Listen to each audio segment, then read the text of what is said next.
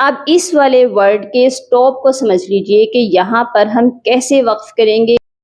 تو یہ کیسے پڑھا جائے گا، اس کے سپیلنگ سنیے گا.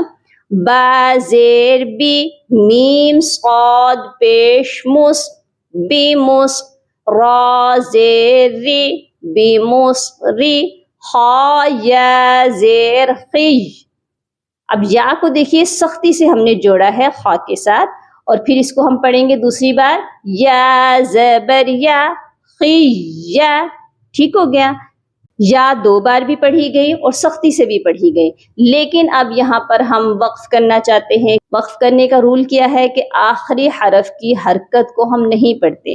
اب یہاں پر ہم یا کے اوپر جو زبر ہے وہ نہیں پڑھیں گے، لیکن یا جو ہے وہ مشدد ہے، اسی لیے ہم نے خا کو یا کے ساتھ سختی سے جوائن کرنے ہیں اور وقف کر دینا ہے.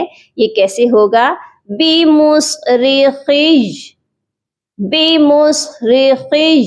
یا کی آواز تھوڑی سی سختی کے ساتھ، مضبوطی کے ساتھ آئے گی. ٹھیک ہے. اور کچھ لوگ یہاں پر یہ بھی مسٹیک کرتے ہیں، خاضر خی تک بس پڑھتے ہیں، یا کو پڑھتے ہی نہیں، بی مسرخی خی تک پڑھ دیتے ہیں. یہ بھی درست نہیں ہے. یہ کیسے پڑھا جائے گا؟ آپ بھی میرے ساتھ دہرا لیجئے. وَمَا أَنْتُمْ بِمُصْرِخِينَ. کلیئر ہو گیا؟